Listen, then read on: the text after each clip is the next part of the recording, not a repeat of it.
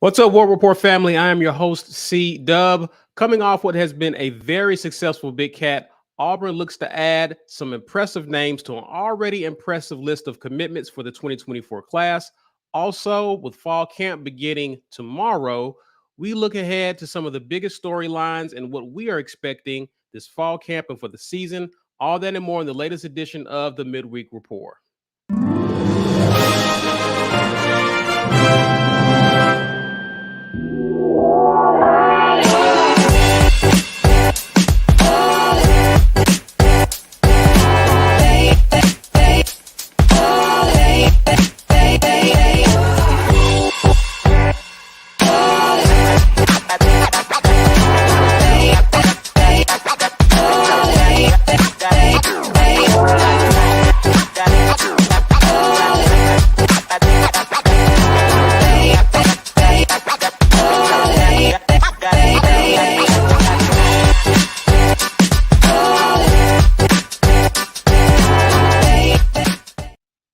Happy Wednesday, everyone. I'm joined by Ike Jones. Mike G will be on soon, but you are watching the Midweek Report courtesy of our good friends at auburnsports.com.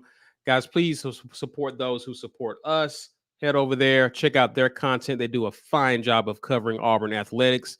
A lot of intel about recruiting, so definitely check them out there. Again, thanks to Auburn Sports for being a sponsor of the War Report. We want to thank you guys for hanging out with us as well. We'll be even more appreciative if you share this video, as well as smash that like button and subscribe to those of you who are new to the channel. You also need to become a member of the best gang in the land. That's the Green Name Gang. I can tell you how to do that and get access to some of the best content out there. Super simple. Click the join button, and then you can decide what level of membership that you want. Different perks for different levels, but we appreciate everybody who continues to support the War Report in that way. We got great member exclusive content as we ramp up into the season coming for y'all. So make sure you get locked in. If you are a member and you want to gift a membership to someone else, you can do that right now from the live chat. Just hit the little plus sign and it'll give you some options. Auburn Dad just gifted some membership, so be like Auburn Dad. Do that. Today, we're going to give away a Get Your Weight Up t-shirt. We hadn't done one of these in a while. Sponsored by War Eagle Oil. Make sure that you drop the hashtag Get Your Weight Up in the live chat to be able to be a part of this draw. And we'll do that right around the 1 hour mark. Well, let's grab some super chats real quick, or some new members of our family. Stephen Davis, welcome. Randall Baldwin, welcome. Randy Mitchell, welcome. Oda, good to have you with us, Oda. He sends us a $5 super chat. Thanks again, as always. He says this 2024 class will be crowned national champions in 2026. You heard it from your man Oda on August the 22nd, 2023 at 7 p.m. He noted the time as well, just so you don't. Hey, look, man, say it with your whole chest, my guy. He said you can write it down, time stamp it. It's happening. I like our optimist gang here. We got a few of those in here. Appreciate you, Oda, hanging out with us.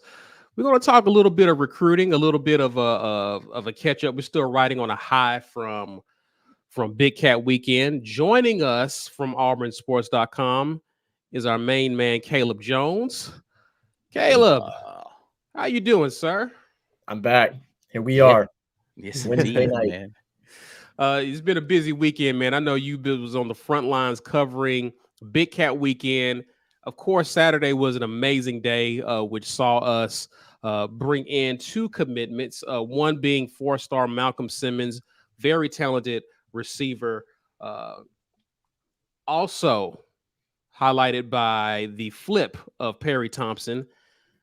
You were there. You witnessed it all. What was some of the biggest takeaways from Big Cat Weekend from you as you covered it? I think the biggest takeaway for me was the amount of talent that actually showed up for it. And just, I don't know, it felt like, seeing all the videos online and seeing the coaches and the players and the recruits kind of interact. I think the biggest takeaway for me is just like, it seemed like everybody had a really good time. It seemed like it was less football. It was more just, hey, come hang out, spend some time getting to know not only the coaches, but kind of the other guys that Auburn's going after.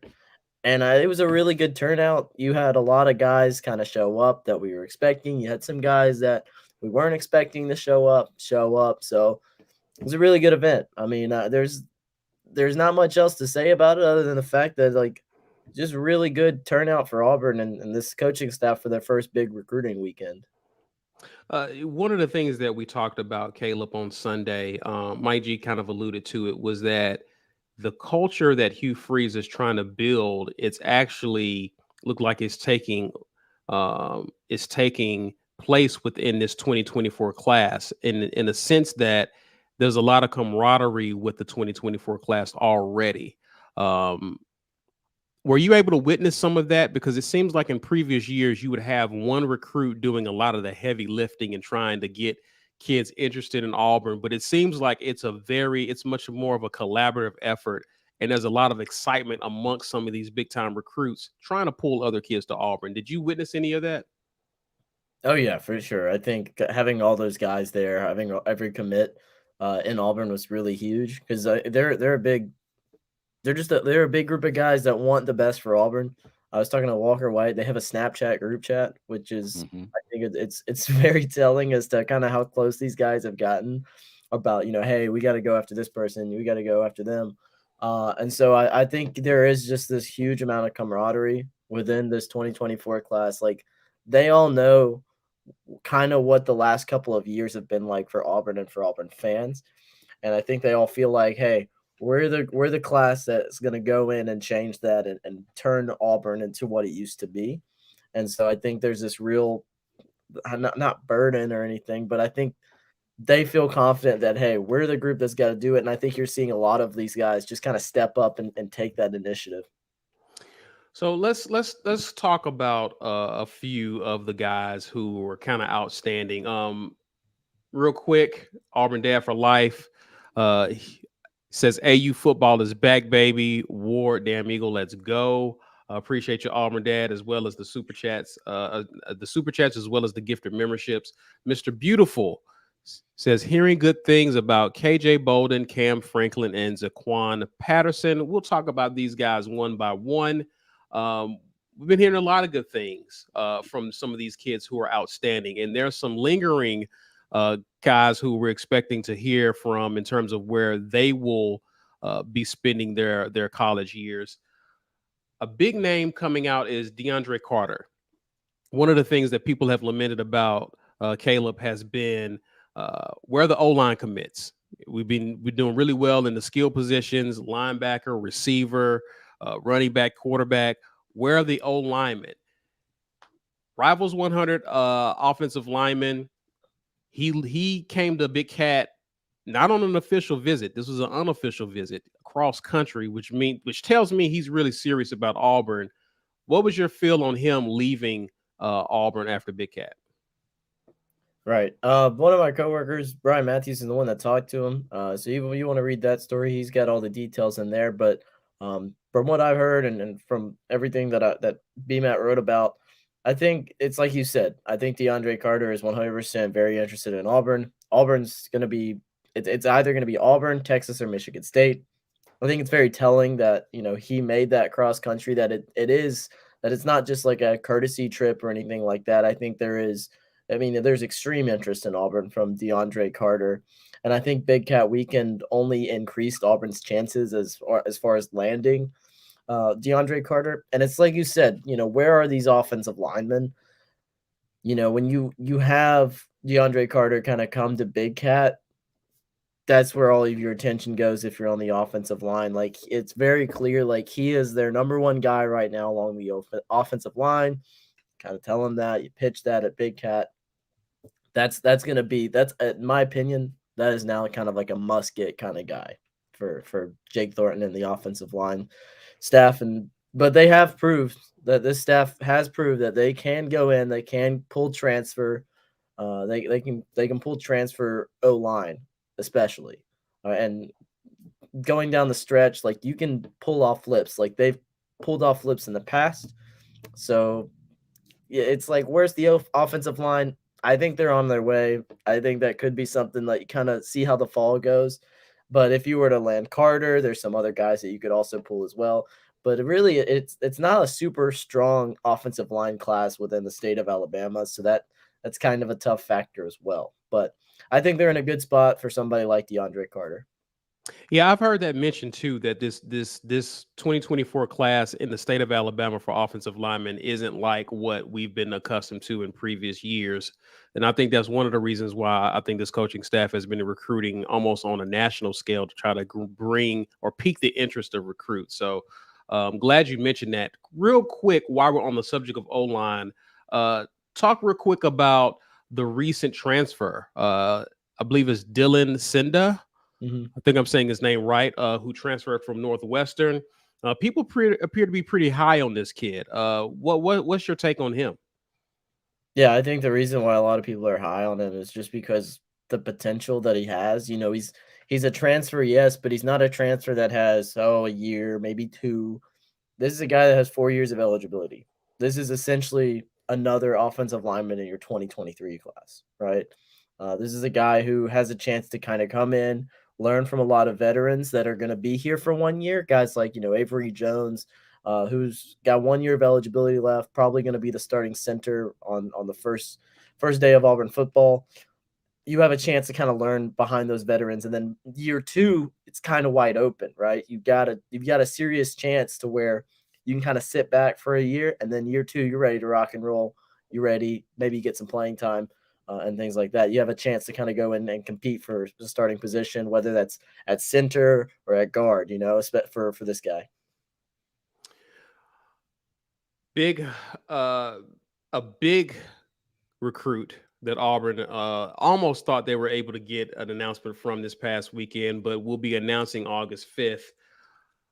KJ Bolden, Mike G joins us here. Mike, what's up? KJ Bolden announces on Saturday, and a lot of excitement around him. Obviously, he felt a lot of pressure from some of the guys already on board with Auburn. What's your take on him? How do you feel he's leaning? I know it's we've been hearing different schools. Auburn has been the constant, though. We've been hearing Georgia, depending on who you talk to. For other people, it's been Florida State, even here, Ohio State. What's your take on where KJ Bolden sits as of today? I think there are really 3 schools that are kind of battling it out right now for KJ Bolden. I think that's Georgia, Florida State, and Auburn. I think Auburn's definitely within the top 2. I think Florida State's the other one that kind of Auburn's going head to head with. But that's honestly, I feel like it's a toss up. I don't think anybody really knows where KJ Bolden's going except for KJ Bolden, and then we'll find out Saturday whether it's Auburn or whether it's Florida State.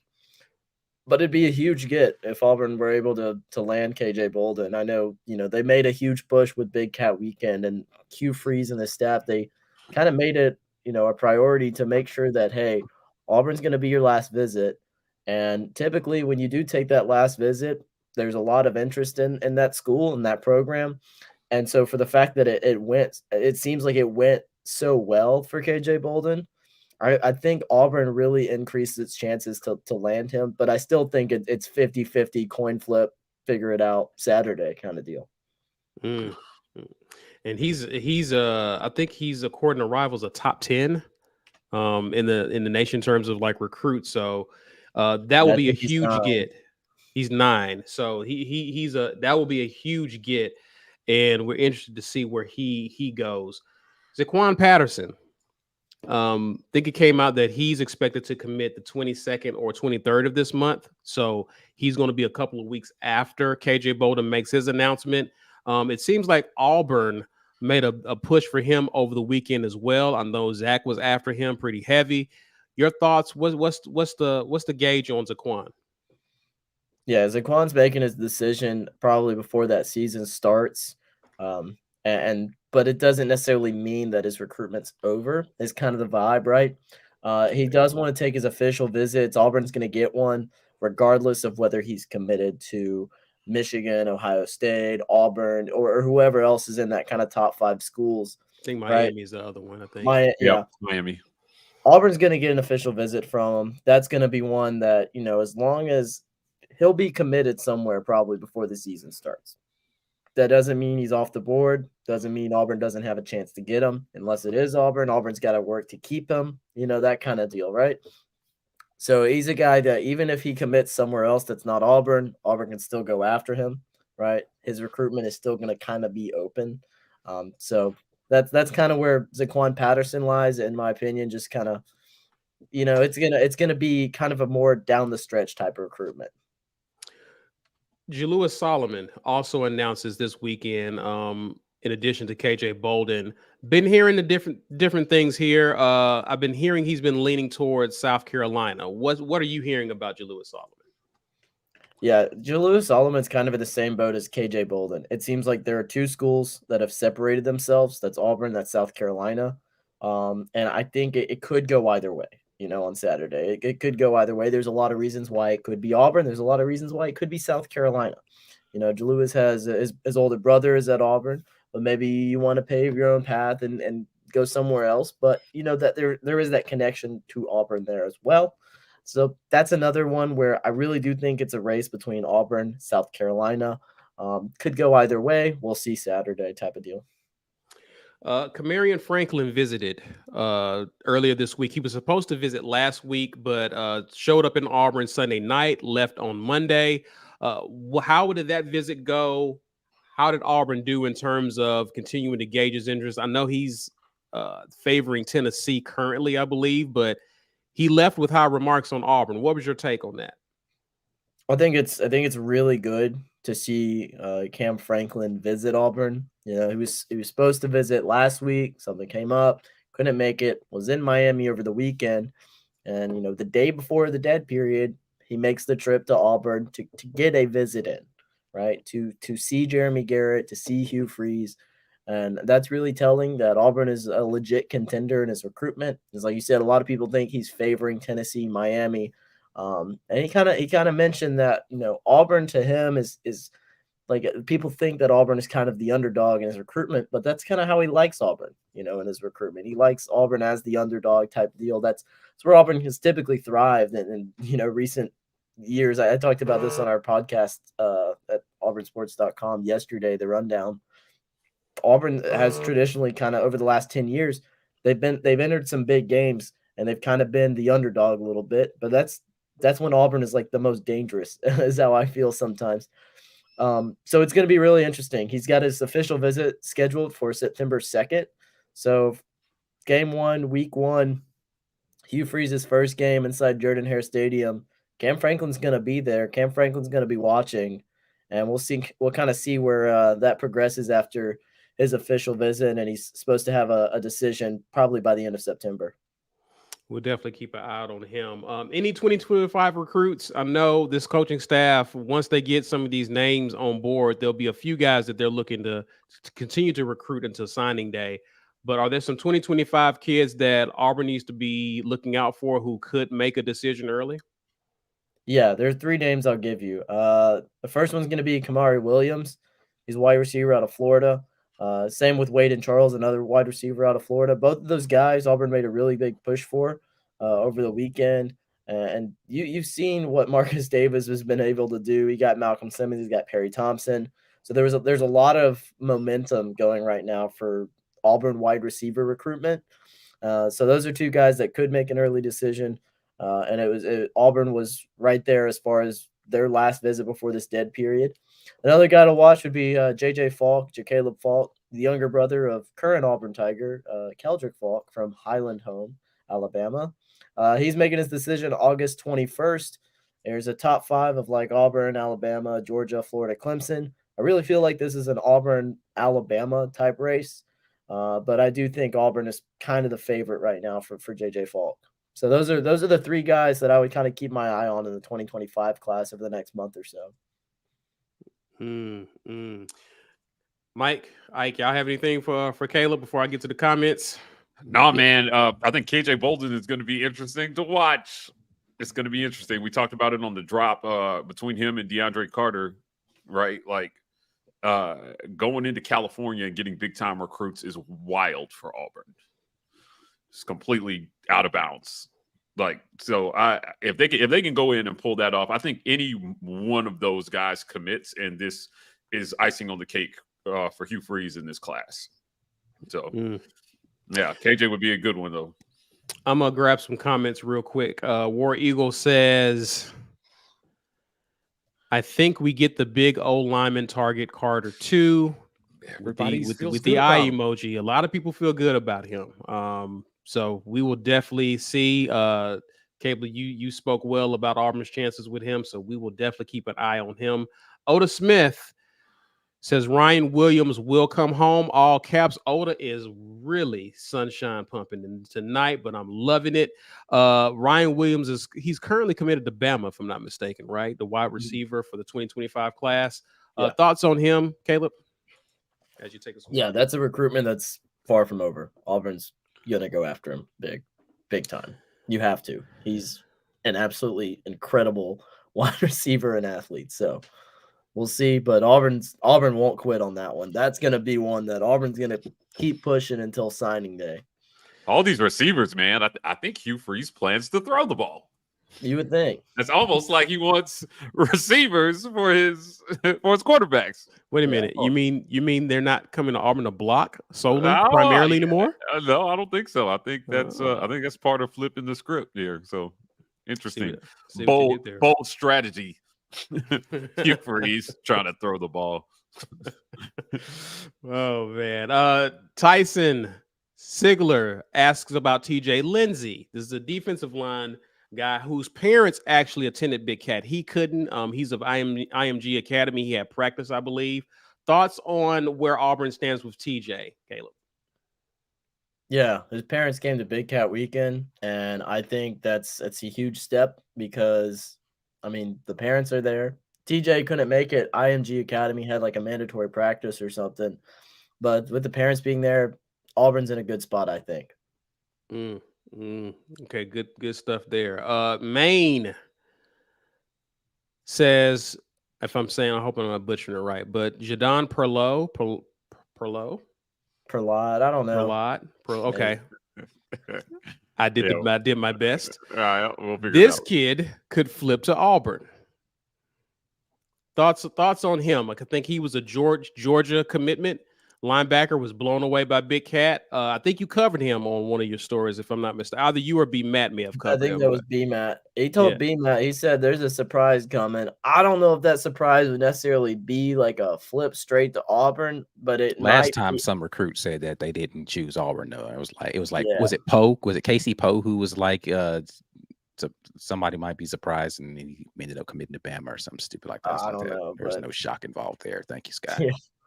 I don't know. It could just mean like maybe he decommits or something. I don't know if it's any indication that he's going to flip to Auburn immediately, but it could be, well, maybe I should keep my options more open type of deal. If the surprise ever does happen, you never know. A kid may get caught up in the moment and things like that. But Auburn definitely kind of made an impact for Jaden and you know, just kind of. Did we lose him? Think we lost him. Oh no, come back. Okay, we'll get him back on if he comes back. I'll grab some super chats and some comments. Guys, hang on as we try to get Caleb back. Oda Smith, appreciate the $2 super chat. He says all my Gump friends are super salty, and I love it. I love it too. It's been a great week. Yeah, there's been a lot of salt, and there's been a lot of just overanalyzing what recruits are saying. You know, we kind of talked about how the Perry Thompson thing went nuts with him just saying, "Hey, Saban's a defensive coach. Maybe he's not the best at developing wide receivers." And the last guy that they hired at wide receiver coach, wide receivers was the weakest position on their team last year. But people are shocked at his comments. I don't get it, but you know, all this excitement is yielding a lot of that salt you're talking about. Well, I'm here for it. I'm here for them being salty. You know, they weren't salty when we were losing recruiting battles. They weren't salty when, you know, we were losing games. So to see them salty now lets me know that Auburn's on the right track and we're doing something right. So Right. I'm happy about that. Caleb is back. My laptop died. I don't know what my charger's been doing, but it's not working. It's definitely not charging. Definitely not charging. I gotta get it looked at or something. But I'm back. I've gone mobile. Okay. All right. Well, we won't keep you too much longer. Dustin Smith, part of our War Report Podcast Network family, says, Caleb, rumors are we have moved on from Reese Baker. What are you hearing? Yeah, Reese Baker's one of those few in-state offensive linemen. I think with DeAndre Carter kind of trending upwards and maybe some other names popping up, like you had a Mississippi State offensive line commit. They recently offered an Ole Miss O-line commit. Maybe Reese Baker's kind of fallen off the radar a little bit. We'll see kind of how his senior season goes, because sometimes with these guys, like, you have a good senior season, your stock is gonna really rise. But for now, I think the main focus is on guys like DeAndre Carter and some other guys.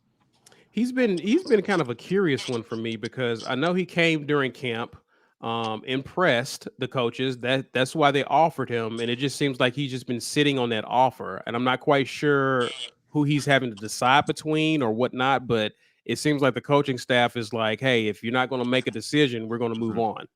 Yeah.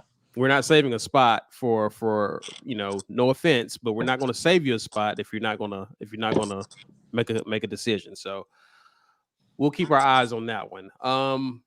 See if we got any more. Chris S here with the difficult question here.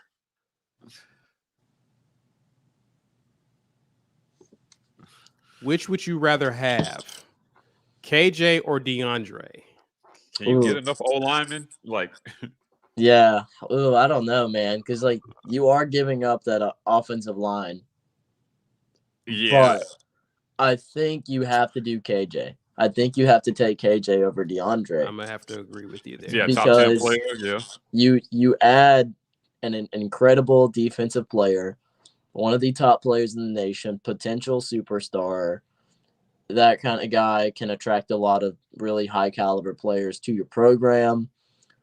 And I mean, if you're in Auburn's shoes, you know that you can kind of recruit the portal pretty well for offensive line. So right, I think you got to take KJ over DeAndre. If you had to pick, gun to your head, I think KJ's the move. what y'all think? Yeah, I like a top 10 player. Again, we've been talking. One of the themes that we've had have been about can't miss players. KJ Bolden feels like one of those can't miss guys. Right. That he's going to be in the league 3 years from now. So I think you take KJ Bolden, even though, I mean, lineman, man, you need linemen, but God, he just feels like a game-changing prospect to me. Yeah, it's not too many KJ Boldens you can find in a portal.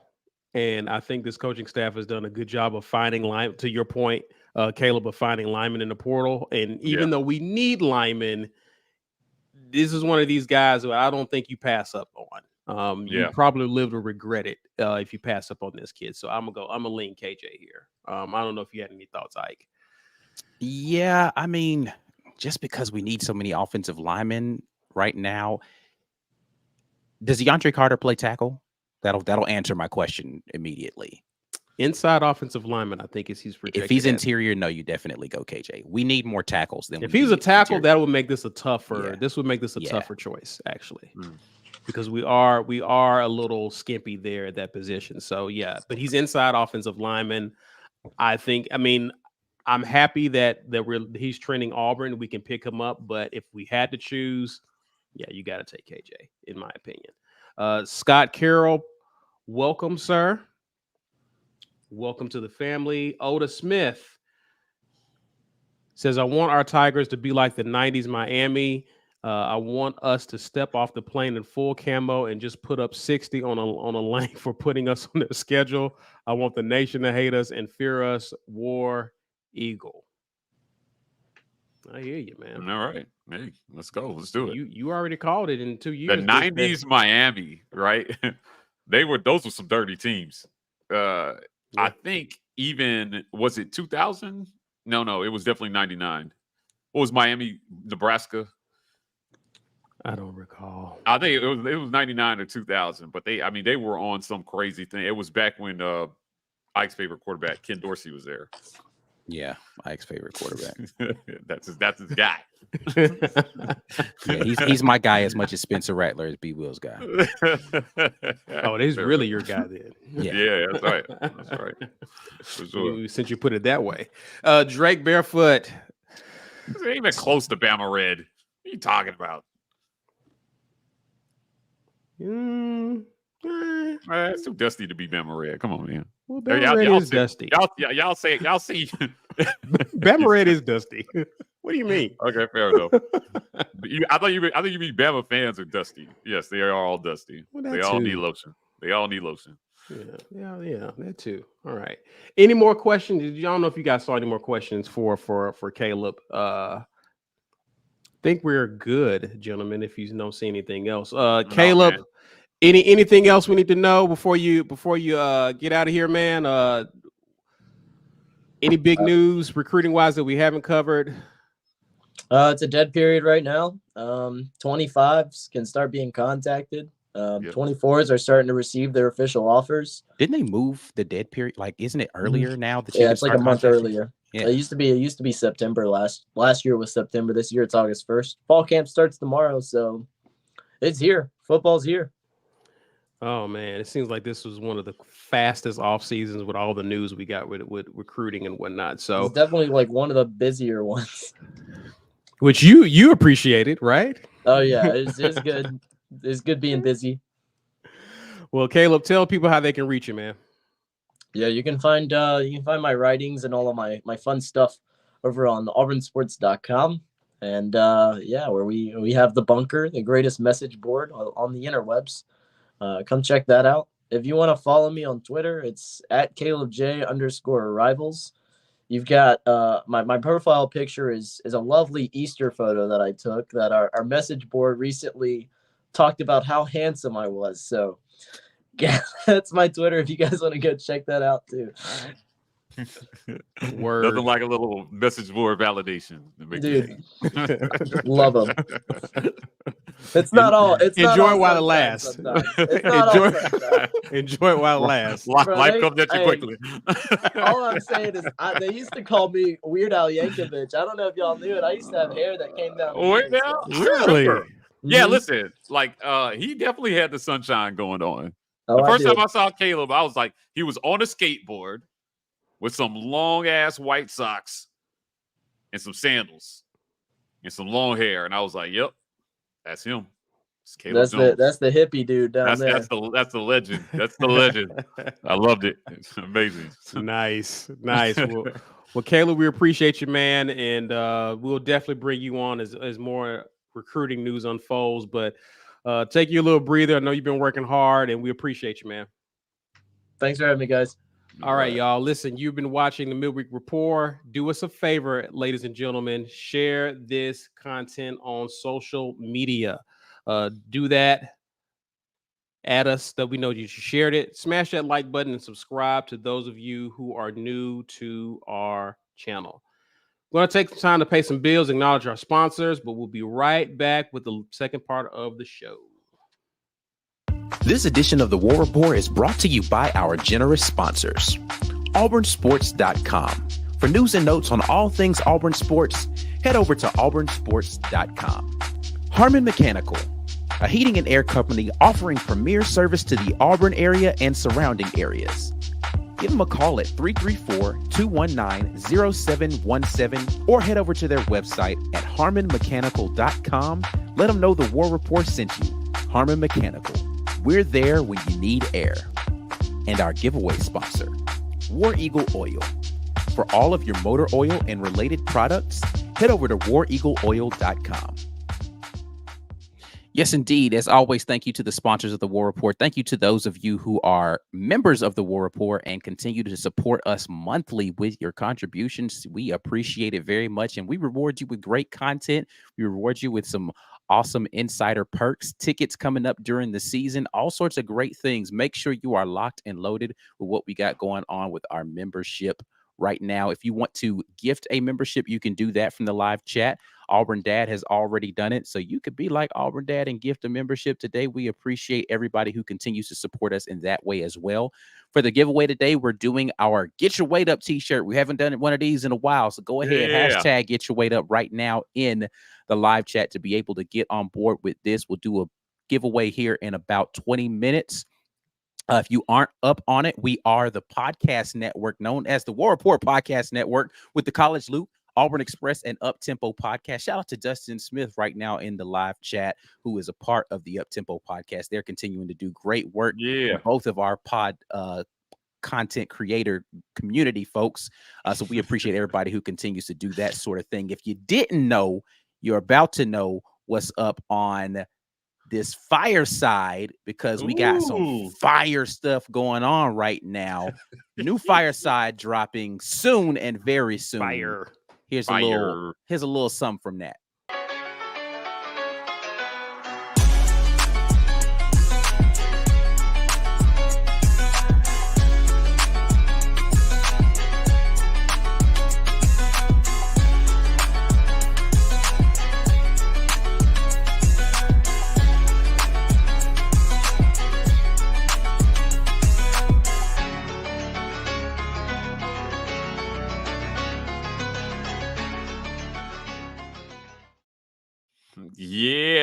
Yeah, new fireside. Holden Gerner, Robbie Ashford, Luke Deal joined Mike G at the fireside, and great conversation happening there. You guys stay tuned. That will be dropping here soon and very soon. Before we get into the fireside, because I do want to ask you about that, we got more people who are sponsoring the War Report, and I want to talk about Manscaped. This is my favorite sponsor. I'm sorry.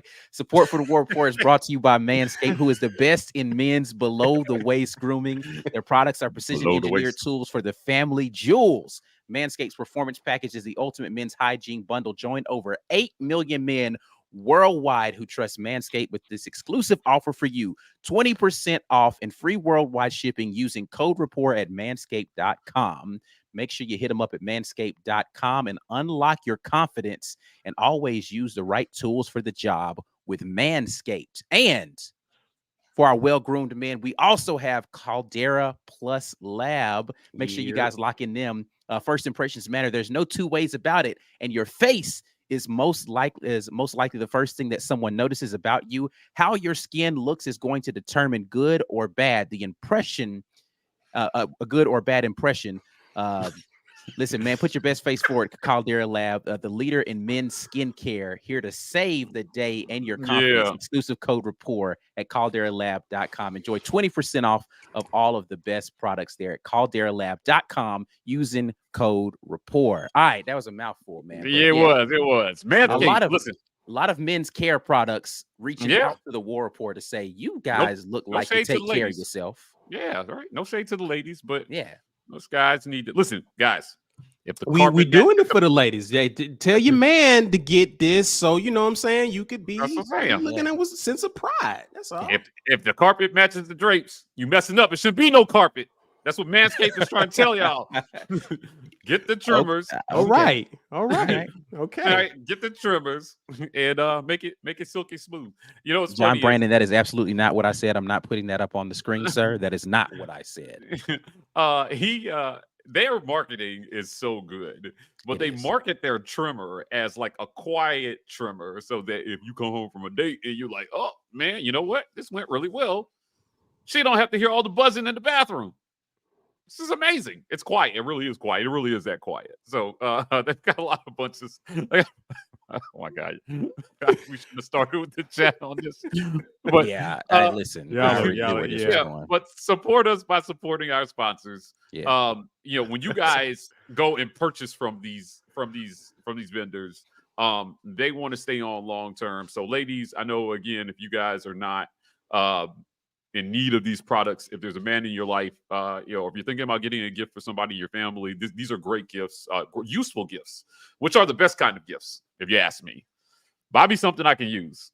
And this is something definitely. And then with men's skincare, a lot of men are like, where do you start with skincare? And what they have done is they put together a package, which is a Brillo step-by-step pad. process. You just rub it up against your skin Yeah, because you're yeah, a man. like face wash, and that's it, right? But if you really wanted to take care of your skin, I've Take been a paper using towel and just. Mhm. I've been using it, and I definitely have seen a difference. So, like, I would just say these packages that they put together, the step-by-step process, definitely simplify it for you if you're a guy and you don't know where to start with skincare. So, Caldera as well too, man. Great sponsors and great products. Now we appreciate. Listen, the thing I've said before is I appreciate being able to talk about businesses that I actually use their products. Use the products, yeah, Yeah, as sure. opposed to just being paid to just say some stuff. It's like, oh man, this is actually dope. I actually use this, so cool. Mhm. Anyway, man, I don't want to. I don't want to turn this into a infomercial. But Yeah, for sure. back to what the fireside. Fireside. Yeah. Fireside. Yeah. Look, this fireside was a lot of you guys gave great feedback. If you haven't seen the first fireside, I highly encourage you to go back and watch it. This time we had Robbie Ashford, Holden Gerner, and Luke Deal. Right. So we had two guys who throw the ball, one guy who catches it. And those guys went really in depth on absolutely on where they're at right in life in general. We learned a lot. You know what's crazy is that I don't recall having seen a Holden interview since he's been at Auburn. If he's done one, I haven't seen it. I haven't seen it. Yeah, I'm not saying he's done it. Yeah, but I'm saying he doesn't do a lot. Right. So if you want to know who this young man is, you cannot miss this. You absolutely cannot miss this fireside. So, we're going to be letting you guys know when that's dropping soon. But again, another dynamic conversations that we had, the support that you guys give us make these firesides possible. Shout out to 2298 Vintage, East University, 2298 East University. They were there catering and cooking and just, I mean, it was amazing. These guys ate elk, guys. They had elk. I don't know if you've ever had elk, but I've never had it. It was delicious. Just tell me it's beef and I'm good. But elk. I feel like I've had it before. I mean, I've definitely had venison, right? But elk is a little bit different, gaming to it. But yeah, it was tender. I am upset that I missed that one, but I'll try to be there for the next one that 2298 is going to be there for, so I can make sure I sample some of those good wares that they're bringing in. Yeah, they've got a great spot. It's a butcher shop and there's a restaurant on the other side. So, if you just want premium cuts of meat to take home and cook, they've got your back. And if you want them to cook it for you, you can go there and have dinner. It's a really nice spot just past the mall on the right if you're headed into Auburn on East University. So you can't miss it. It's practically a brand new spot. It's a great spot. So please go check them out and support them. They were fantastic. We're gonna have them at all the firesides, hopefully. I am jealous, gentlemen. I'm glad you enjoyed it, Mike. I'm pretty sure the conversation was just as dope as the first one you had. So looking forward to checking that out. Looking forward to practice starting, gentlemen. Players have reported and fall camp begins tomorrow. Want to talk some of the bigger storylines, things that I'm interested in seeing unfold as fall camp begins. Obviously, we can't go no further than talking about the QB battle. You had two of the guys involved with who will be involved in the competition. And we've heard a lot of different stories in news about the QB battle. Vegas flip-flopped in terms of who they had odds on who was going to be QB1. One day it was Robbie. The next day it was Peyton Thorne. Then you had Hugh Freeze kind of talk with media. He talked about it at media days for a little bit in terms of his expectation and not being able to get all four QBs reps. Probably starting out with 3 QBs and hopefully trimming it down to 2 in about 2 weeks or so. But your thoughts about this QB battle, I'll start with you, Ike, in terms of how long do you think you expect this battle to take place? Do you think we go into the season, or does Hugh Freeze, is he the type of coach to want to get this resolved quickly? I mean, I think that he definitely wants to get it resolved quickly. I don't know that it's going to be as cut and dry as people think that it's going to be. I think that it's difficult to keep a guy like Robbie Ashford off the field, man. I'm just going to say that. It's going to be difficult to keep him off the field. And whether he's named the starter or not, he's going to see the field. And when he sees the field, it's going to be hard to forget the athleticism that you see on display. But I think what is going to determine a lot of this is, just how mature has Robbie come in the offensive scheme and knowing where to be and how to be, and then how far along the offensive line has progressed.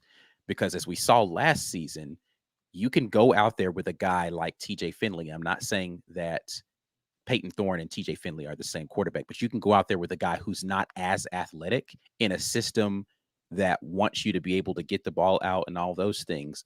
And it doesn't matter if your offensive line isn't really giving you the time to be able to do those things. And in your back pocket, you've got RPO stuff. And you could just, all right, well, we're just going to flip and go to the RPO stuff. We're going to go to the read option stuff. And Robbie ignites the engine of the offense in a different way that neither Holden nor Peyton Thorne could even pretend to do. Right. And so the evolution of Robbie Ashford as a leader and the evolution of that offensive line, I think, are going to dictate a lot of what happens with this quarterback position, not just simply Peyton Thorne, who has, as Mike G has pointed out before, some catching up to do in the offense, right? He's got Robbie and Holden have an entire spring on him. And though he is the more seasoned veteran in that room, he is the novice when it comes to the offense specifically that they're running right now, that they've really just kind of put together. So I don't think that it's as cut and dry as people think that it is, because there are a lot of elements that are going to determine what the final outcome is here. Yeah. Thoughts, Mike? Yeah, I mean, this is actually something we addressed during the fireside. So again, I'm going to plug that. You don't want to miss that. These guys talk about the QB race and competing against each other. I don't think Hugh Freeze has to have it figured out game one. Yeah, absolutely does not.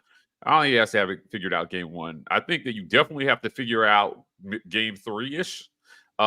If you don't have it figured out by game 2, that might be embarrassing. Going out west and playing on the road, and Cal is not a team you want to lose to. So if you can get that win and chalk that one toward the old bowl game counter ticker, then sure.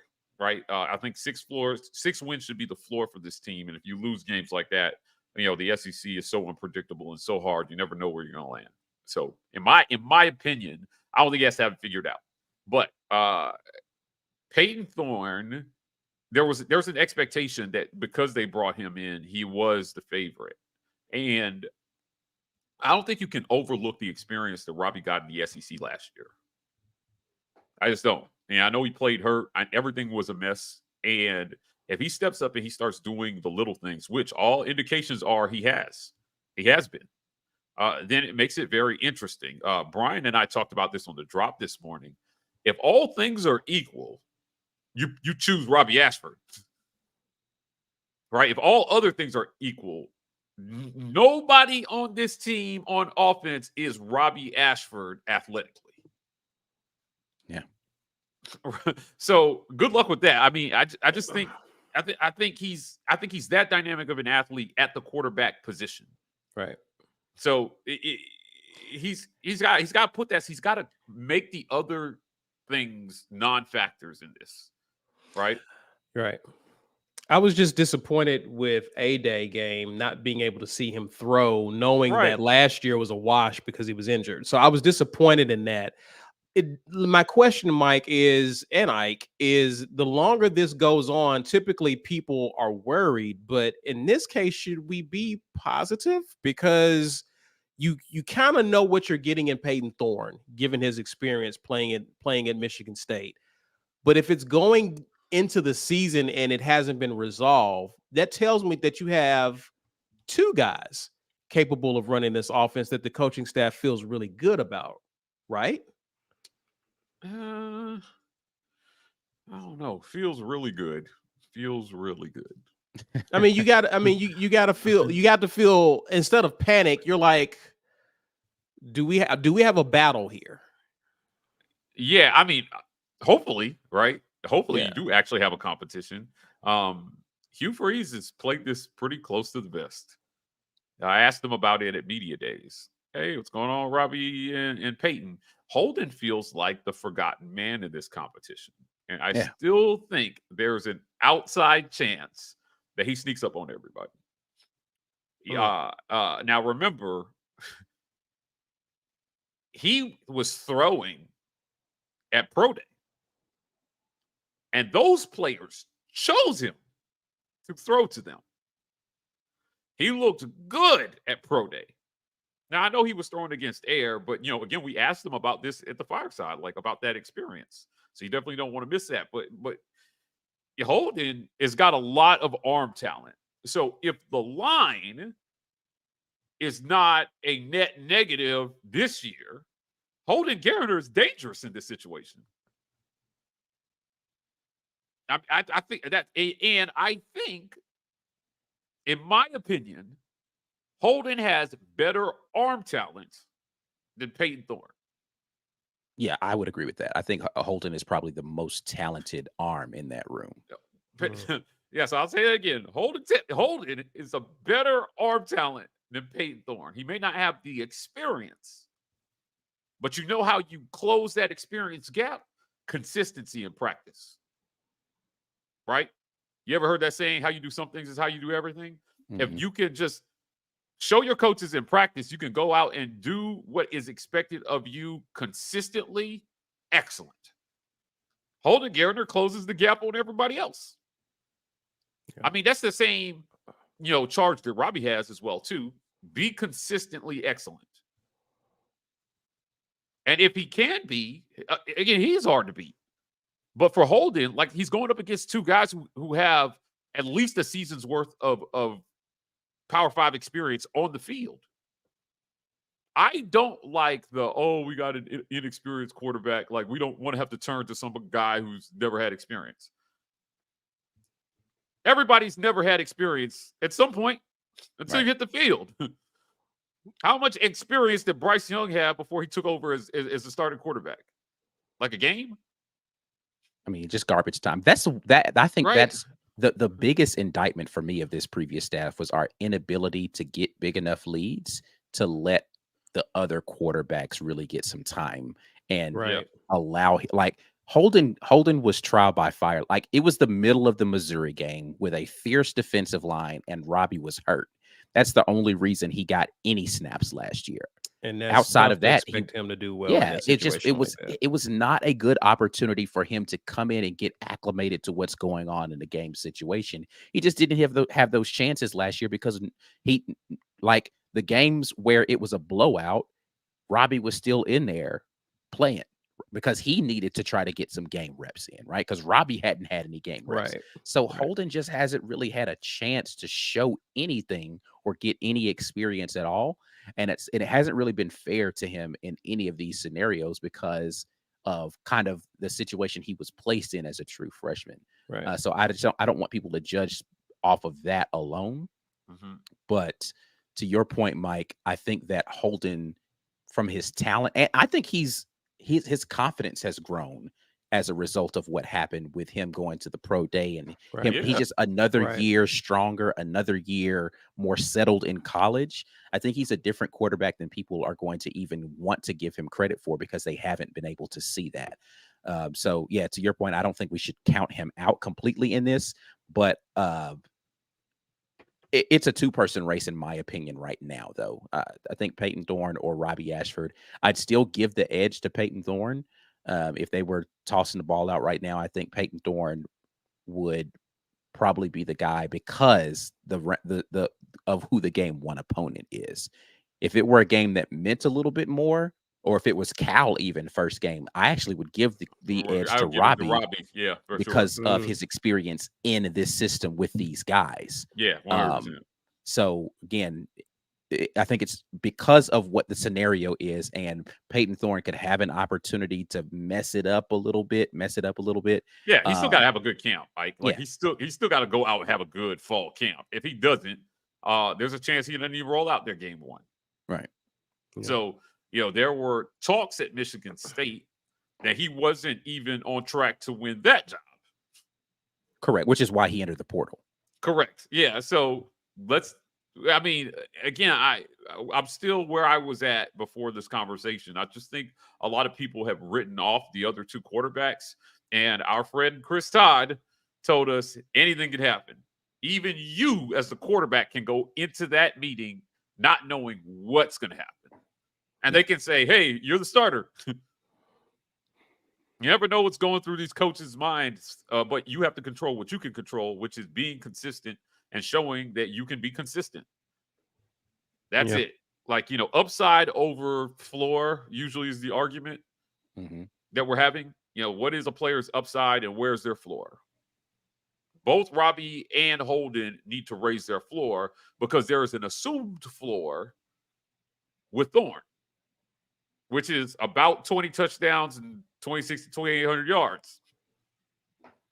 That would have won Auburn at least 2 more games last year. I think you beat LSU, and I think you win Mississippi State at the very least. And you're in a bowl game, and people have a much different outlook on this team going into this season. So, a quarterback is going to be, we're going to prepare yourselves for a bunch of coach speak. Number one, I think Hugh Freeze is not going to want to give any indication to I don't care how weak the opponent is. He's repeatedly talked about nobody knows what our system is going to be. And I think if he can keep it bland as the hell the first 3 games, he will. If they can win without showing off anything exotic, that's what he's going to choose to do. Because he knows if you can open up SEC play with a win against Texas A&M on the road, the prospects of your season look drastically different, starting potentially 4-0. Yeah. Even if the wheels fall off after that point, you should still win 6 games. Now, it will raise the expectation some. Right. And we'll see where it lands. But, I would hope the wheels don't fall off. I mean, that's what happened in year 1 under Harsin. We were riding on we was on a high 6-2, and then literally the wheels fell off. So I'm hoping that does not happen, especially since we do have a bit of a cupcake in the month of November. So it won't be a brutal November stretch where you're playing nothing but Power 5 schools, but we will definitely see on that. I have a couple of other things to make mention of that we can keep an eye on in fall camp. But before we do that, let's grab some of these comments. Riley M., appreciate you being with us. He comments and says, any chance we let the chat rock out during the games? Maybe. I I will keep you guys. We're working on some stuff, and I'll say this: if we do it, it's going to be members only. Yeah, sure. Yeah, it's going to be. Ain't that right? Ain't that right, Mike? Yeah, game day stuff generally has been members only. Yeah, so we will keep you guys posted on that. So that's for your own well-being. There's some options that we're working on right now. But just stay tuned. So I've been not saying it. Well, I've been saying it without saying it to get your memberships ready before the season starts. There's a lot of reasons to do that, and as soon as some stuff is official, then you're gonna know why. But yeah. Auburn Dad for life. Appreciate you, man. Appreciate the super chat. He says, "Thank you, Mike. I know where we heading when we in Auburn for Fan Day on the 12th." I guess he was talking about yeah. Go check them out. 2298 East University. Those guys are great over there. I can't stress enough. And for a family who is in the community that owns that business, loves the community, understands the community, they used to employ TJ Moultrie when he was in high school. He told this story like while we were at the fireside, and they consider TD Auburn TJ Moultrie. TD Moultrie, sorry. And they consider Auburn and the community family. They're just a great family, husband and wife combo. They've got a couple of kids. They own this restaurant and they want to do good in the community. So please go support them. Awesome. Hugh Rayleigh, appreciate you being with us. He comments, he says, Jarquez, 1 game suspension, I heard, but only one source. So Jarquez is at practice. Yeah, this is what we know. Jarquez is going to be at fall camp. Right. There has been no announcement of whether or not he's going to miss any time. It's suspected that if he misses time, it won't be more than 1 game. But nobody at Auburn football has officially come out and said anything. So people are speculating, and people like to do that. There's no announcement, so and nobody's even hinted at it, right? Like, and we talked to a lot of people, and when I say that that's not definitive, then it's not. Listen, there's a press conference tomorrow. I plan to be there. I'm probably going to be the question I ask you, Freeze. I know he was at practice, but like again, they haven't acknowledged it. So the question will be about acknowledging that he's at practice, and is there a suspension pending before game 1 for any alleged violations this offseason? So we'll see. But he has at practice. And to my knowledge, he was suspended, but the suspension has been lifted to the point that he can be with the team. Right. He was not allowed in the facility for the summer at all. Correct. Right. So during summer workouts and all that, Jarquez, which is why, if you notice, you saw videos of him on social media. He was never in the Auburn facility. He wasn't allowed to be there. Right. And that's for sure. I know that for a fact. But as far as game suspensions, don't know. Hasn't been said. James Barnett, appreciate you being with us, man. He says, fellas, Freeze said that Robbie was the most freakish QB he has ever coached. People are trying to downplay it like Freeze was just saying it to be nice. I mean, I think that's an easy statement. I mean, even with Malik Willis, I think he's one of the more freakishly talented athletic quarterbacks he's coached.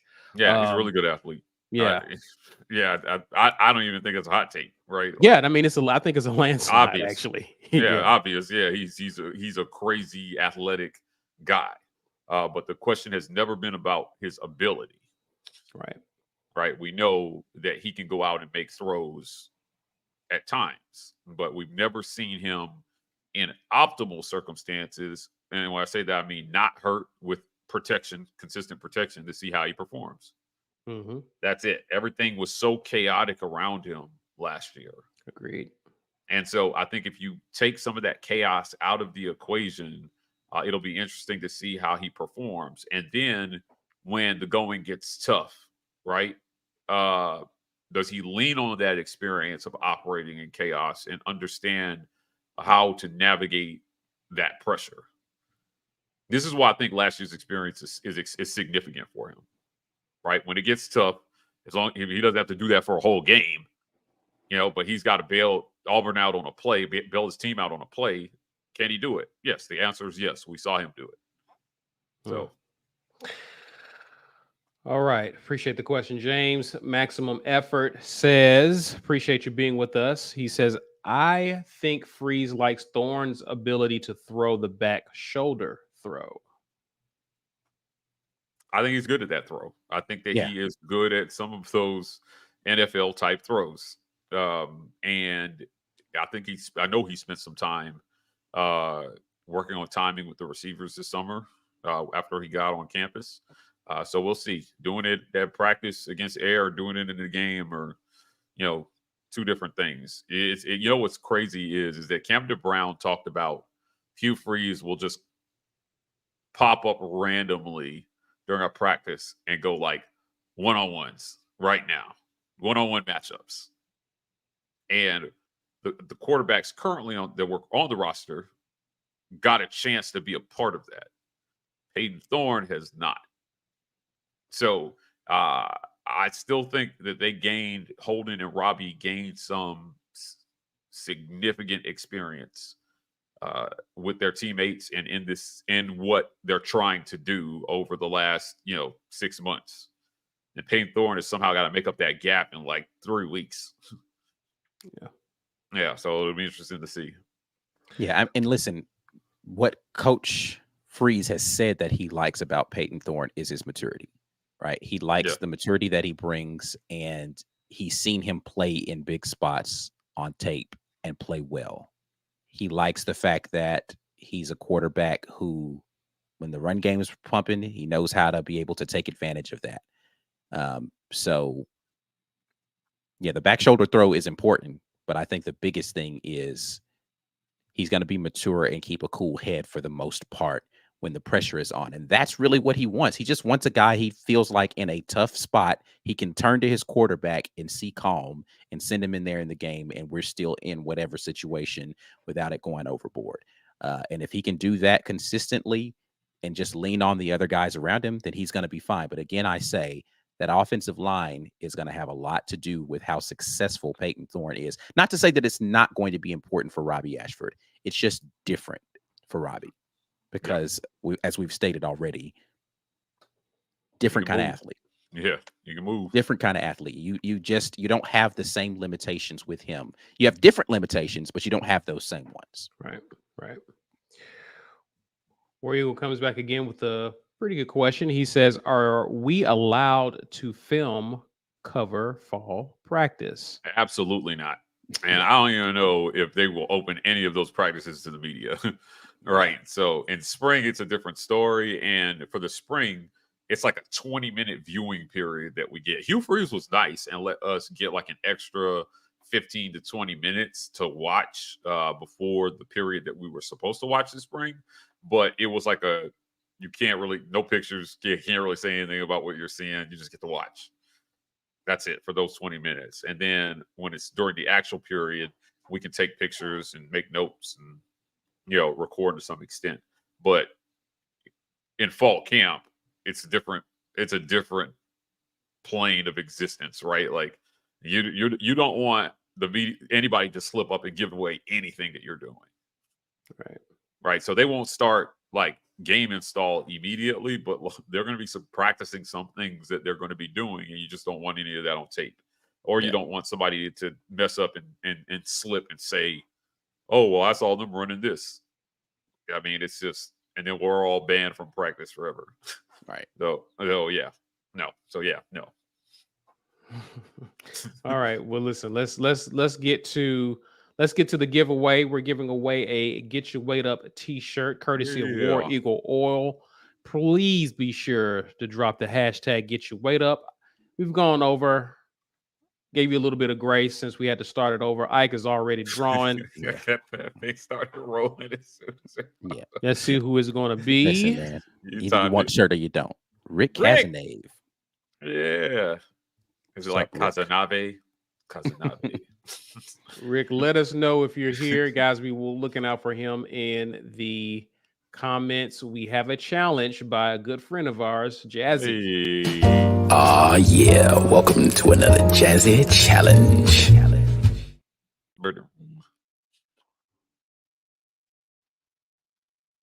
You're muted.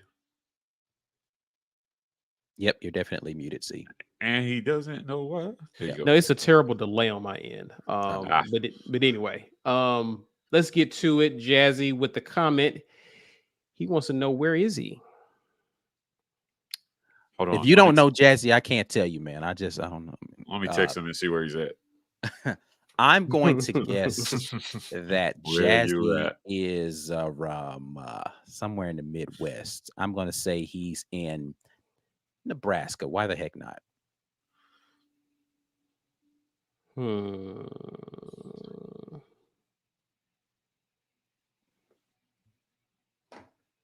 you got, Mike? Missouri? Is he Missouri? He's in Missouri. Missouri? Yeah.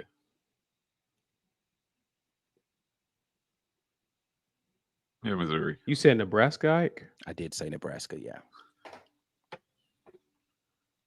I'm going Ohio. Okay. All right. Ohio. Erica said Missouri too. Something about Mizzou. He's in Mizzou. And Rick says you pronounced it correctly. Nice. So, Rick, business at the War Report. I changed my answer. He's in Alabama. It's got to be in Alabama. Okay. Right? It's got to be? It's got to be in Alabama. I mean, that would make a lot of sense.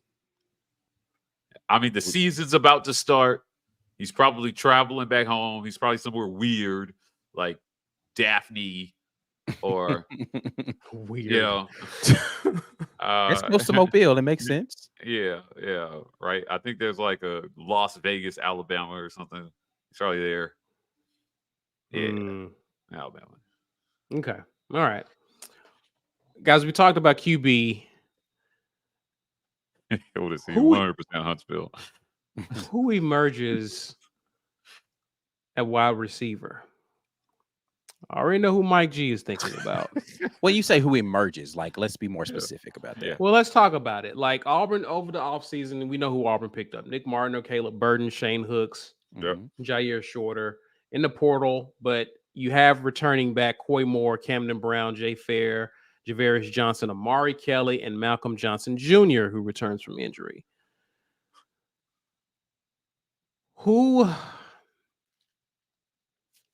There's a lot of unproven guys who are talented, Mhm. but have yet to really have the opportunity to really showcase what they can do.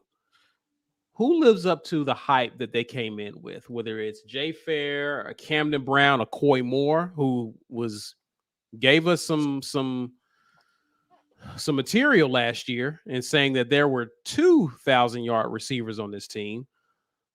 Who do you have your eyes on other than Mike G? Like Ike, who are you looking at in the receiving core that you're like, you know what? I think this dude can actually have a really good season. Yeah, see, like that's why I asked for the qualifying question. You said who lives up to the hype. There aren't a lot of guys who came in with a lot of hype. Yeah, Right. for sure. And Did Camden create some hype for himself? Camden I was about created to some say- hype for himself. Camden Brown's probably the only guy who came in hype. Maybe Coy Moore, after he talked to us, created some hype around himself.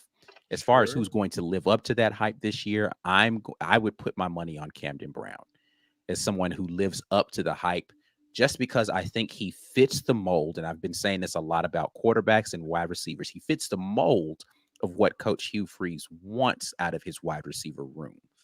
Big body receiver, high points, contested catch guy. Like, I think he is in the mold of that sort of thing. And by his own admission during the fireside, that he is in an offense that he feels like fits better with what he's accustomed to doing. So his comfort level plus the type of offense being more conducive to what he does well, I think bodes well for Camden Brown this season. Talk to me, Mike.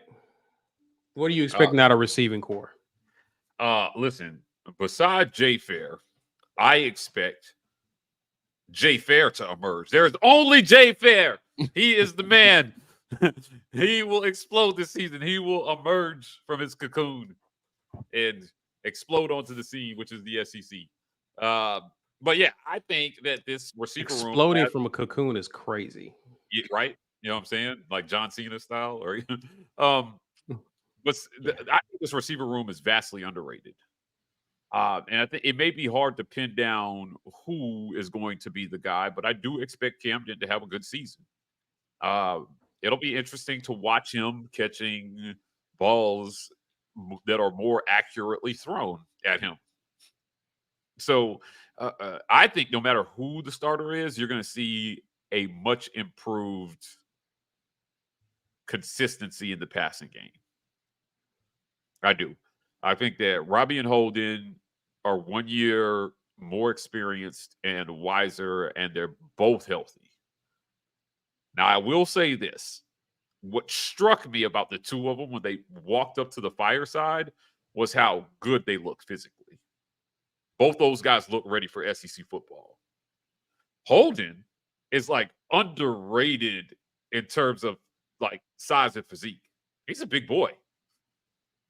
Yeah, and he's put on weight since his freshman year, so he's gotten bigger for sure. Yeah, like he looked like a man when he walked up. I was like, wow, okay, the weights worked this summer.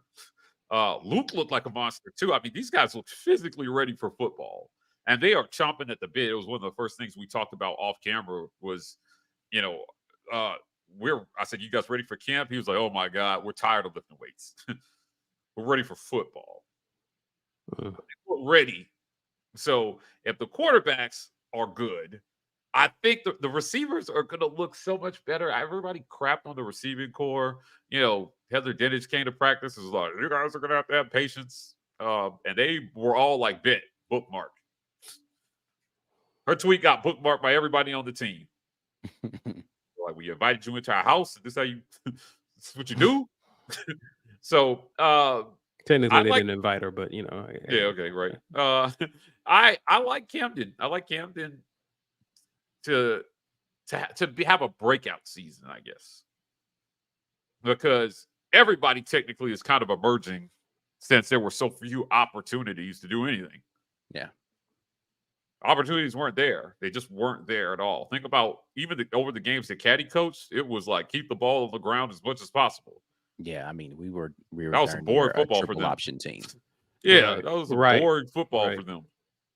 So, yeah, they have all said, and again, I feel like I'm plugging the fireside every 3 minutes. But on the first fireside, they were excited about how much they're going to sling it in this offense. Yeah. This is going to be open. And that's why it's so important that the quarterbacks find consistency, because that's what Hugh Freeze wants to do. Doing what they did over the last 4 or 5 games of last season is not an option for Hugh Freeze. You're going to do what you need to do for him to run the offense the way that he needs to run it, or you're going to be on the bench. I don't think he's going to bend what he's trying to do to the inabilities of the quarterback. He's going to find the one that can do it, and it's going to be one of the three. Right. Right. Well, listen, let's grab some comments here. Jazzy. Hey, Mobile is where he is. There it is. Yep. See, I knew it. It was something happened in here. My intuition kicked in. I was like, no, trick question. He's in Alabama. Right Okay. here at home. Okay. All right. Good job, Mike. Let's see what you guys had to say about the wide receivers. Brad Browning, he likes Brown, Shorter, and Moore. Coy Yeah. Moore. Yeah, I would. You know what? I'm less high on the new guys than I was 2 months ago. I'm nervous about Shorter, just based off what Hugh Freeze said about him. And I think both of them have been hurt this offseason. Yeah, I think it's been they've both been dealing with some injury stuff during the summer. So I don't know where they sit going into fall camp, but them not being able to get out and, go out with the quarterbacks as much as the other guys have set them back even more. And they weren't there in the spring. So that doesn't mean that they won't be able to work themselves into shape and be ready for the season. It just means that they're a little bit further behind than ideally you would like them to be, as far as just being able to get in and get some camaraderie with those quarterbacks. Right. Agreed.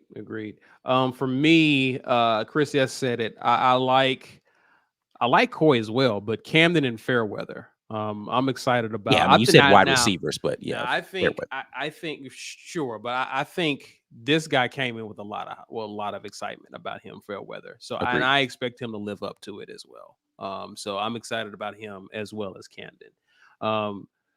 Riley M says Coy and Hollywood Hooks. So he likes the JSU transfer there. Hooks is a guy who I think he ran a system similar to this at JSU, as far as just understanding the positioning on, being in the zone and where to sit a route down, that kind of thing. He ran some similar stuff. So I think he probably has a little bit less of a leap than Shorter to make in trying to get that acclimation, but it's still going to be about not just you understanding, but understanding what the quarterback wants to do, and how quickly he's able to get on the same page with those QBs is going to be crucial to whether or not he's going to be playing early in the season. I do think that he's an insane athlete, though, man. God, when I watch him on tape, he just does some athletically crazy things. So he's going to be difficult to keep off of the field once he gets that camaraderie down with the quarterbacks. Wesley Hilson says, facts or not, AU has 3 receivers with over 500 receiving yards. Well, if we throw well over 2,000 yards, 2,500 yards in a season, that's easy, I would think. We count tight ends at this, right? It's receivers technically. Yeah. Well, he said 3 wide receivers. He's 3 wide receivers. Okay, but I'm still going. I'm still going facts. I think that we will have 3 wide receivers with over 500 receiving yards. Yes. Oh, wow. Yeah, sure. I'll jump on that train. Yeah. Listen, I think we can have 1,000, an 800, and a 600-yard receiver in this offense. Yeah. Rick says an impact receiver will depend on the starting QB, as they will vary in the best routes they see and throw. Example, X versus Y or Z and tight ends backs. I can agree to this in a little bit. I think that the offense is the offense. But I think which receiver has the best rapport with the wide receiver is going to have a lot to do with this. This is my only real knock on Peyton Thorne from watching film is that propensity to say, this is my guy, I'm going to go to him no matter what, and just get kind of locked in on a particular person throughout the like when he gets into a jam, he's like, all right, this is the guy I'm going to throw the ball to, and situation be damned, I'm going to throw him the ball, right? And I don't like when quarterbacks do that. I understand having confidence in a guy and saying, hey, go out there and make a play for me, but I also want to make sure I think we have enough talent in that room where you don't have to do that. And I just don't want to see him get back into that mode. Now, conversely, the issue I think for Robbie early in the season when he plays is going to be, they're just going to dare him to throw. They're going to say, I don't believe you could do it. And they're going to put everybody on an island. So his is going to be more about trusting that it doesn't look open, but this guy can go and get it. So let me give him a shot, as opposed to waiting for a guy to be wide open to deliver it. It's like, all right, cool. And that's one thing. Peyton Thorne trusts his guy. He's like, hey, he doesn't look open, I'm going to throw it to him anyway. And you need to have that. If Robbie can develop that level of confidence to say, I know I can get him this, it's one-on-one, he's matched up, that's where I'm going with the ball. If he can get that confidence and that rapport with that guy, it's going to be really difficult to defend him at quarterback. Agreed. See here. I'm going to grab some more comments here, gentlemen. Ben Bloodworth says, can we have an entire morning drop about those awful proposed corner seating areas at Jordan-Hare? Justin Lee wrote kind of like a thing on this, and he was they're supposed to be about adding like just high-priced seats or something. Mm-hmm. These are seats for the ultra rich, according to Justin.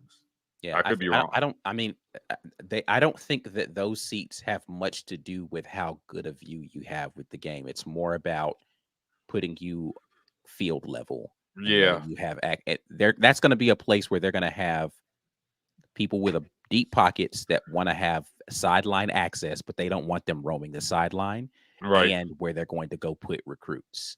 Like, and if you're considering going to sit there because you really want a good seat, that's not a seat for you. But that's not the point of this. So I don't think that they're awful. I just think that they have a very specific purpose, and they're going to serve that purpose well. He really a conversation about Peyton Thorne. Thorne had blame laid on him for diminishing talent on O-line and running back, which put pressure on him to try and make Superman hero throws. I mean, this is kind of what I was talking about earlier. I think that there's truth to this, that he did have diminishing talent around him. That does not mean that you have to make bad decisions because the talent diminished. Now, having a worse offensive line will definitely make you make a lot of bad decisions. But if you go and watch film on it, you'll see that it wasn't always a situation where, the protection broke down and he just tried to make a throw, or there was nothing available and he was just trying to make something happen. That was he predetermined in some of those scenarios. This is where I'm going with the football, and that ain't got nothing to do with Superman, superhero, poor, whatever. That's got a lot to do with him just making a bad pre-snap decision about where he wanted to go with the football. And so those are things that he just got to eliminate. If he can eliminate the bad pre-decisions and actually read the defense and let the defense dictate where he's going to go with the ball, he's going to be in a better position. But I do think sometimes he felt like he had to do that. And that's never really a true thing. You don't have to predetermine poorly. And again, that's super easy for me to say. I don't have to make those decisions, right? He's the guy that's got to go out there and do it. But I know that if Coach Freeze and Coach Montgomery and Coach Austin were looking at those things, they would back me up and say, that's just listen, man, you don't have to make that throw in that decision, that scenario. It wasn't fourth down and we just needed something. you could make a better decision there. I think Peyton Thorne would agree with that. Going back and looking at the film and say, I can make a better decision in that spot. Right. Bug Mac, appreciate the $5 super chat. He says, let's be honest. Passing will be improved with Keesaw being gone. Is he the worst coordinator in Auburn history? No, I don't know about the worst. He was pretty bad, but again, we have to remember a couple of things. Number one, he didn't want the job to begin with.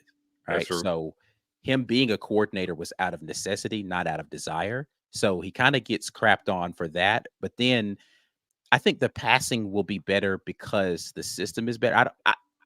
Keesau's not a great play calling is such an art form. I just don't think he had that art, man. He didn't know how to paint it right, man. And the answer is team's yes. never He's the worst offensive coordinator. Yeah, I don't know, man, because The answer is, and I know people are saying Leffler.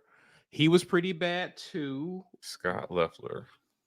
Yeah, but he was bad too. 2009 year was pretty awful offensively too. Hugh Nall, Steve Ensminger was a pretty bad combination as well too. Yeah, Hugh Nall and Ensminger. I don't. That's Nall-Ensminger offense. Yeah, that may be the worst one. Well, that may actually be the worst one because you have to remember, man. Like, even though it wasn't good for a lot of the season, he also had some of the most creative play calls that happened last year. Like, it was just like there were some very creative things that they came. I just wish they would have figured out the game plan was set up to fail to begin with, though. I guess that's kind of my point. As bad an offensive coordinator as Keesau was, he wasn't handed a game plan that I think fit well for what we were able to do. And I think he had to give him some credit. I joked about him being the worst, but I think about even at the start of the season, your O-line was dropping like flies. There were guys who you was expecting back, and it's just certain things you couldn't even do offensively. Like, it forced your hand in terms of what type of offense to run. Yeah, Nalsminger, that's what I'm saying. Like, and he didn't. There was no adaptation around it. But I don't think that's strictly an Eric Keesau problem. There's a lot of other stuff that contributed. There was other things going into it. Nalsminger, I don't know what your excuse was. Yeah, I mean, both. It's not like you didn't have talent.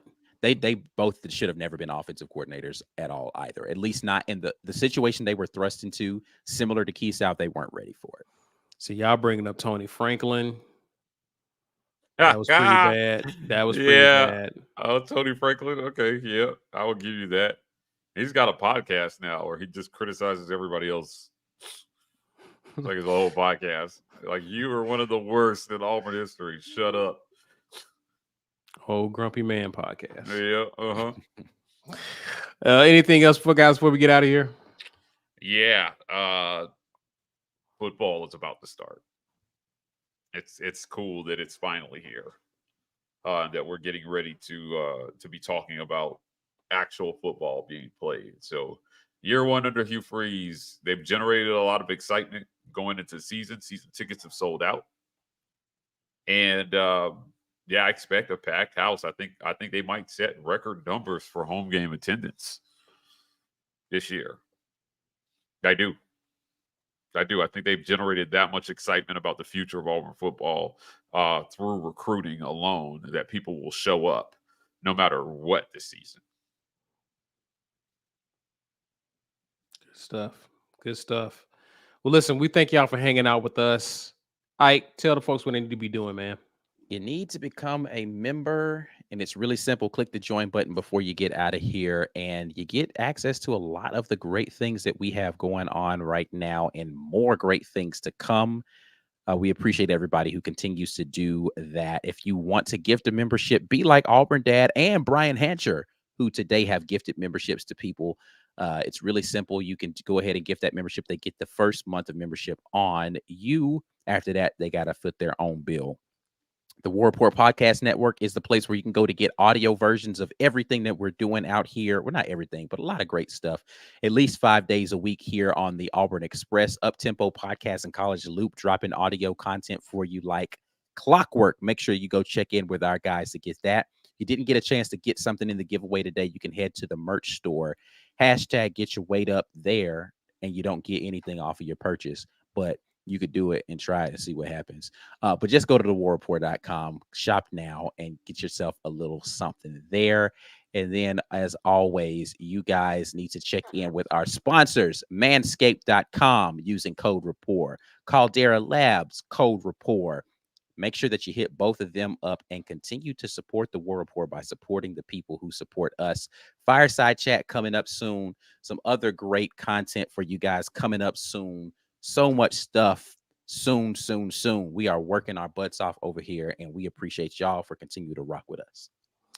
Continue to support us, guys, by sharing this content on social media, smashing that like button. It helps us, guys, in the YouTube algorithm, so please do that. Subscribe if you're new to the channel. Check us out on Instagram, Facebook, Twitter at The War Report. You can even check us out on TikTok at TW Report. That's it for now, guys, but be on the lookout for more content coming your way. But until then, enjoy the rest of your evening, and as always, War Eagle. War Eagle.